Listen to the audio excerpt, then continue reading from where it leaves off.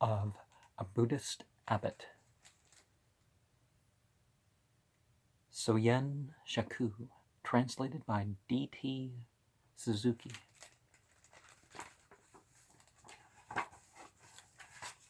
The Sutra of 42 chapters. Having attained Buddhahood, the world-honored one thought thus: to be free from the passions and to be calm, this is the most excellent way. And this is supposed to be the first Buddhist literature ever translated into the Chinese language. It was brought into China by the first missionaries from Central India in 67 of the Common Era, were especially invited by the Emperor Ming of the Han Dynasty, though some authorities think that the sutra existed in Sanskrit in the present Chinese form. The most probable fact is, as maintained by another authority, that the translators extracted all these passages from the different Buddhist canonical books which they brought along for their missionary purposes, and compiled them after the fashion of the Confucian Analects, beginning each chapter with the stereotyped "the Buddha said," which corresponds to the Confucian "the Master said." This was the most natural thing for the first Buddhist workers from India to do in the land of Confucianism. The Sutra, besides being a collection of moral and religious sayings of the Buddha, is interesting to us, at least in the following 2 points. It throws some light on the development which Buddhism made in India from the parinirvana of Buddha down to the time of these 2 translators, and it allows us to see what the first Buddhist propagandists thought best to introduce as the most essential doctrines of their faith. Among the people who had hitherto been educated mostly by the Confucians, but partially by the Laotians, the first translators did not think it wise to present their doctrine systematically by writing a discourse or lengthy treatise, as they were wont to do in their native country, nor did they think it advisable to reproduce an entire sutra in the language of their newly adopted country. On the other hand, they called Buddha's short sayings and dialogues from various sutras, imitating the general style of the Confucian sacred book Lun Yu. They must have thought that Buddhism, which has so many voluminous canonical books and deeply metaphysical treatises, would be best promulgated in China through an anthology, and not through an exact reproduction of the original texts. The present sutra is undoubtedly the result of these considerations, and on this account it must be said to be well suited for popular reading. And so this first chapter, we may say, is, you can understand it as, well, I mean, we're always going to have desires, right? But what we become free from is them ruling us, them being, the thing. And then perhaps we can have more of them fulfilled. Sometimes that even happens too. But he was attached. He was absorbed in great meditation, subdued all evil ones, and in Deer Park caused to revolve the wheel of Dharma, which is fourfold truth, and converted the 5 bhikshus, Kaudinya, etc., inducing them to attain enlightenment. Now, I would have thought he would have linked. Hopefully the translator didn't shorten it to only include 1. Again, there were other bhikshus who implored the Buddha to remove their doubts, which they had concerning his doctrine. The world-honored one illuminated all their minds through his authoritative teachings. The bhikshus joined their hands and, reverently bowing, followed his august instructions. And as we see from the Quran and other sources, the true teachers are even those who come close. Like some of the Buddhas, I wouldn't say that, but it's hard to tell when a different religion was made out of some of these figures. But the point is that through following the instructions, through perhaps referring to the stuff that they know, then they could accept authority. It wasn't just, hey, I'm claiming a lot of authority here, accept me. It was never like that, although a lot of conservatives in various faith groups are going to try to make it sound like that, right? The Buddha said, those who leave their parents, go out of the home, understand the mind, reach the source, and comprehend the immaterial are called Tramana. And we're reminded of Aleister Crowley's child stage. It isn't that you become immature, it's just that what your parents have laid upon you, either you develop it or you decide what of it's best for you. Those who observe 250 precepts of morality, who are pure and spotless in their behavior, and who exert themselves for the attainment of the four fruits of saintship, are called arhats.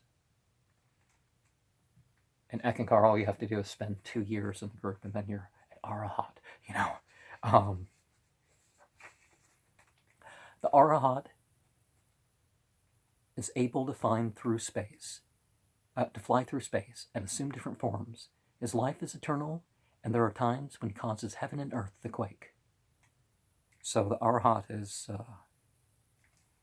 aware of his dreams or projections or has visions or something. Next is the Anagamin. At the end of his life, the spirit of the Anagamin ascends to the 19th heaven and obtains arhatship. And next is the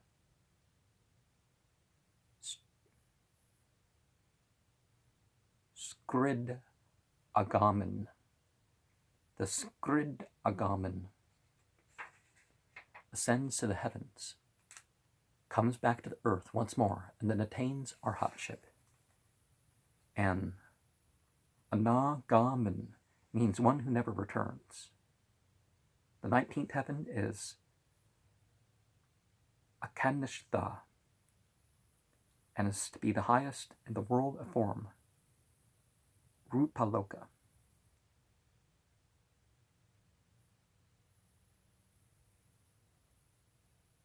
And Shramanera, from the root Shram, to exert oneself, to make effort. Next is the Srota Apanna. The Srota Apanna dies 7 times and is born 7 times when he finally attains arhatship. By the severance of the passions is meant that, like the limbs, and severed, they never again made use of.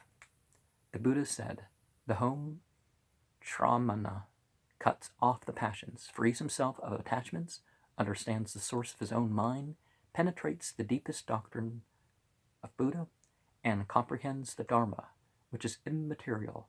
He has no prejudice in his heart. He has nothing to hanker after. He is not hampered by the thought of the way, nor is he entangled in karma. No prejudice, no compulsion, no discipline, no enlightenment, and no going up through the grades, and yet in possession of all honors in itself. This is called the way.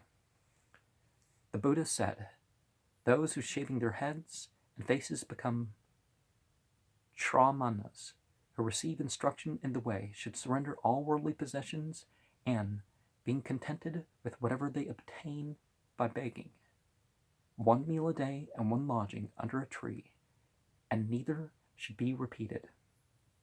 For what makes one stupid and irrational is attachments and the passions. The Buddha said, there are 10 things considered good by all beings and 10 things evil. What are they? 3 of them depend upon the body, 4 upon the mouth, and 3 upon thought. 3 evil deeds depending upon the body are killing, stealing, and committing adultery. The 4 depending on the mouth are slandering, cursing, lying, and flattery. The 3 depending upon thought are envy, anger, and infatuation. All these things are against the holy way, and therefore they are evil. When these evils are not done, they are 10 good deeds.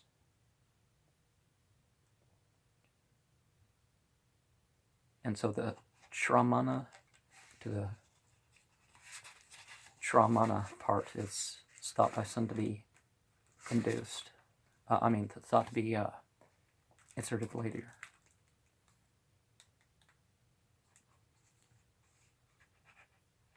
To this text by some. The Buddha said, if a man who has committed many a misdemeanor does not repent and cleanse his heart of evil, retribution will come upon his person as soon as the streams run into the ocean, which becomes ever deeper and wider. If a man who has committed a misdemeanor come to the knowledge of it, reform himself, and practice goodness, the force of retribution will gradually exhaust itself, as a disease gradually loses its baneful influence when the patient perspires. The Buddha said, when an evildoer, seeing you practice goodness, comes and maliciously insults you, you should patiently endure it and not feel angry with him, for the evildoer is insulting himself by trying to insult you. The Buddha said, once a man came unto me and denounced me on account of my observing the way and practicing great loving kindness, but I kept silent and did not answer him. The denunciation ceased. I then asked him, if you bring a present to your neighbor and he accepts it not, does the patient come back to you? The man replied, it will.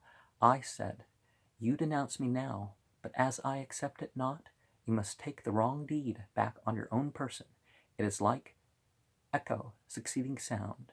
It is like shadow following object. You never escape the effect of your own evil deed. Be therefore mindful and cease from doing evil. The Buddha said, evil doers who denounce the wise resemble a person who spits against the sky. The spittle will never reach the sky, but comes down on himself. Evildoers again resemble a man who stirs the dust against the wind. The dust is never raised without doing him injury. Thus, the wise will never be hurt, but the curse is sure to destroy the evildoers themselves. The Buddha said, if you endeavor to embrace the way through much learning, the way will not be understood.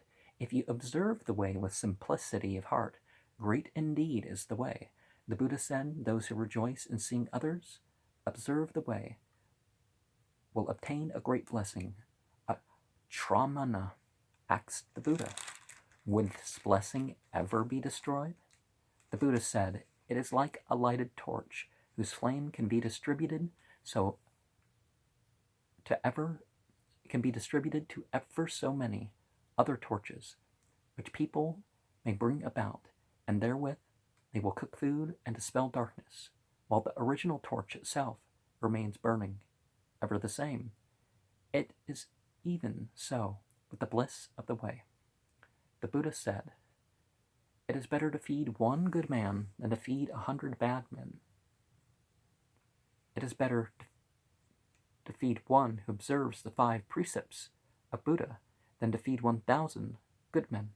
It is better to feed one Shrota-panna than to feed 10,000 of those who observe the 5 precepts of Buddha. It is better to feed one Skrid-agaman than to feed 1,000,000 of Srota-pannas. It is better to feed one Anagaman than to feed 10 millions of Skrid-agamans. It is better to feed one Arhat than to feed 100 millions of Anagamans. It is better to feed one Pratyeka Buddha than to feed 1 billion of Arhats. It is better to feed one of the Buddhas, either of the present or of the past, or of the future, than to feed 10 billions of Pratyeka Buddhas. It is better to feed one who is above knowledge, one-sidedness, discipline, and enlightenment than to feed 100 billions of Buddhas of the past, present, or future.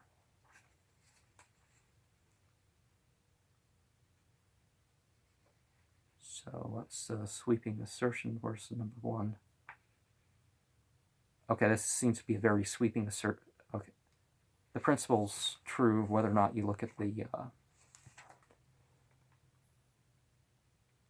whether you look at the which individual things are talked about or the numbers involved.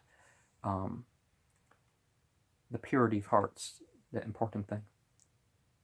If there's a dark corner in your heart, all that you do is hypocrisy. When the Emperor Wu of Liang saw Bodhidharma, he acts the saint. I have built so many monasteries, I have converted so many souls, I have copied so many sacred sutras. Now what does your holiness think my merit will be? To this, Bodhidharma made a curt response. No merit whatsoever. Well, when you do good deeds, don't do them to show off or go around and you're like, oh, well,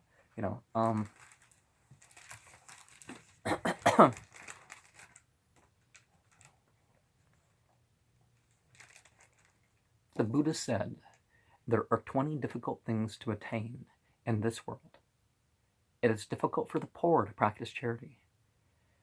It is difficult for the strong and rich to observe the way.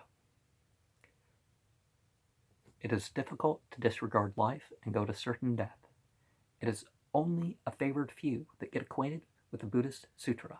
It is by rare opportunity that a person is born in the age of Buddha. It is difficult to conquer the passions, to suppress selfish desires. It is difficult not to hanker after that which is agreeable. It is difficult not to get into a passion when slighted. It is difficult not to abuse one's authority. It is difficult to be even-minded and simple-hearted in all one's dealings with others. It is difficult to be thorough in learning and exhaustive in investigation. It is difficult to subdue selfish pride. It is difficult not to feel contempt towards the unlearned. It is difficult to be one in knowledge and in practice. It is difficult not to express an opinion about others. It is by rare opportunity that one is introduced to a true spiritual master. It is difficult to gain an insight into the nature of being and to practice the way. It is difficult to follow the steps of a savior. It is difficult to always be the master of oneself. It is difficult to understand thoroughly the ways of Buddha. Now, part 2 here, opinion about others is related to Matthew 7, 1 and 2. And what is Matthew 19:24 has been related to the strong and the rich to observe the way. A monk asks the Buddha, under what conditions is it possible to come to the knowledge of the past and to understand the most supreme way? The Buddha said, those who are pure in heart and single in purpose are able to understand the most supreme way. It is like polishing a mirror, which becomes bright when the dust is removed. Remove your passions and have no hankering, and the past will be revealed unto you. A monk asks the Buddha, what is good and what is great? The Buddha answered, good is to practice the way and to follow the truth. Great is the heart that is in accord with the way. A monk asks the Buddha, what is the most powerful and what is most illuminating? The Buddha said, meekness is most powerful, for it harbors no evil thoughts, and moreover, it is restful and full of strength. As it is free from evils, it is sure to be honored by all. The most illuminating is a mind which is thoroughly cleansed of dirt, and which, remaining pure, retains no blemishes, from the time when there was yet no heaven and no earth till the present day. There is nothing in the 10 quarters which is not seen or known or heard by such a mind, for it has gained all knowledge, and for that reason it is called illuminating. The Buddha said, those who have passions are never able to perceive the way, for it is like stirring up clear water with hands. People may come there wishing to find a reflection of their faces, which, however, they will never see. A mind troubled and vexed with the passions is impure, and on that account it never sees the way. O monks, do away with passions. When the dirt of passion is removed, the way will manifest itself. The Buddha said, seeing the way is like going into a dark room with a torch. The darkness instantly departs, while the light alone remains. When the way is attained and the truth is seen, ignorance vanishes, and enlightenment abides forever.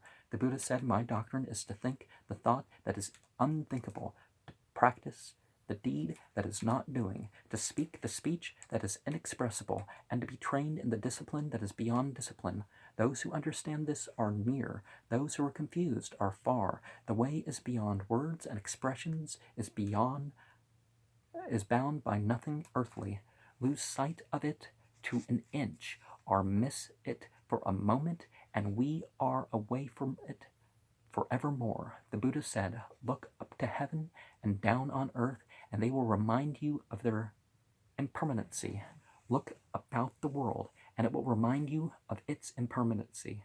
But when you gain spiritual enlightenment, you shall then find wisdom. The knowledge thus attained leads you anon to the way. The Buddha said, you should think of the 4 elements of which the body is composed. Each of them has its own name, and there is no such thing there known as ego. As there is really no ego, it is like unto a mirage. The Buddha said, moved by their selfish desires, people seek after fame and glory, but when they have acquired it, they are already stricken in years. If ye hanker after worldly fame and practice not the way, your labors are wrongfully applied, and your energy is wasted. It is like unto burning an incense stick, however much its pleasing odor be admired. The fire that consumes is steadily burning up the stick. The Buddha said, people cleave to their worldly possessions and selfish passions so blindly as to sacrifice their own lives for them. They are like a child who tries to eat a little honey smeared on the edge of a knife. The amount is by no means sufficient to appease his appetite, but he runs the risk of wounding his tongue. And a Japanese poet sings, when pulled together and bound there stands a hut well thatched, but take it apart, and we have the wilderness eternal. And certainly in civilization is the very primitive. The Buddha said, men are tied up to their families and possessions more helplessly than in a prison. There is an occasion for the prisoner to be released, but householders entertain no desire to be relieved from the ties of family. When a man's passion is aroused, nothing prevents him from ruining himself. Even into the maws of a tiger will he jump. Those who are thus drowned in the filth of passion are called the ignorant. Those who are able to overcome it are saintly arhats. The Buddha said there is nothing like lust. Lust may be said to be the most powerful passion. Fortunately, we have but one thing which is more powerful. If the thirst for truth were weaker than passion, how many of us in the world would be able to follow the way of righteousness? The Buddha said, men who are addicted to the passions are like the torch carrier, running against the wind. His hands are sure to be burned. Now, I would strongly differentiate between addiction and behavior. So many of the medications that were prescribed when I was younger, I was, of course, addicted, some very horribly addicted, but I could always quit cold turkey. I would never, do anything wrong, just, for my medication or something like that, or anything that I would deem a mistake, a sin. The Lord of Heaven offered a beautiful fairy to the Buddha, desiring to tempt him to the evil path, but the Buddha said, begone. What use have I for the leather bag filled with filth which you have brought to me? Then the entity reverently bowed and asked the Buddha about the essence of the way, in which, having been instructed by the Buddha, it is said, he attained the Srotapanda fruit. And we also have stories of Muhammad converting jinns and, other prophet figures. So you know, they want to be considered gods, and then, they're shown a way that they prefer, like the phoenix. There's rumors about the phoenix. And anyways, the Buddha said, those who are following the way should behave like a piece of timber which is drifting along a stream. If the log is neither held by the banks, nor seized by men, nor obstructed by entities, nor kept in the whirlpool, nor itself goes to decay, I assure you that this log will finally reach the ocean if monks walking on the way are neither tempted by the passions nor led astray by some evil influences, but steadily pursue their course for nirvana. I assure you that these monks will finally attain enlightenment. The Buddha said, rely not upon your own will. Your own will is not trustworthy. Guard yourselves against sensualism, for it surely leads to the path of evil. Your own will becomes trustworthy only when you have attained arhatship. Now, I'm not going to criticize mere sensations, but to get certain sensations, there can be problems, right? The Buddha said, O monks, you should not see a woman if you should have to see them. Refrain from talking to them. If you should have to talk, you should reflect in a right spirit. I am now a homeless mendicant. In the world of sin, I must behave myself like unto the lotus flower, whose purity is not defiled by the mud.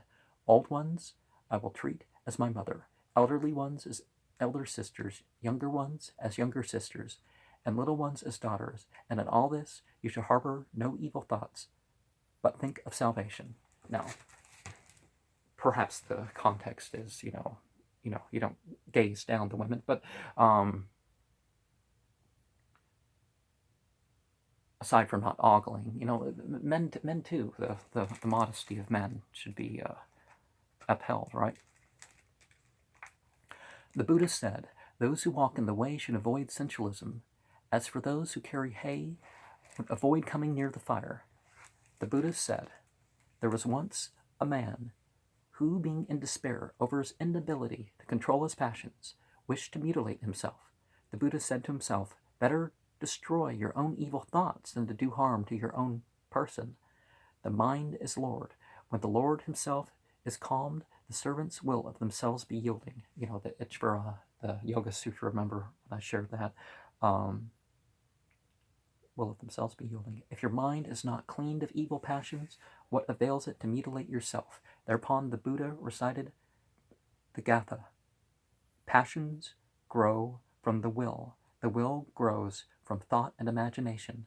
When both are calmed, there is neither sensualism nor transmigration. The Buddha said this Gatha was taught before by Kashyapa Buddha. The Buddha said, from the passions arise worry, and from worry arises fear. Away with the passions, and no fear, no worry. The Buddha said, those who follow the way are like unto warriors who fight single-handed with a multitude of foes.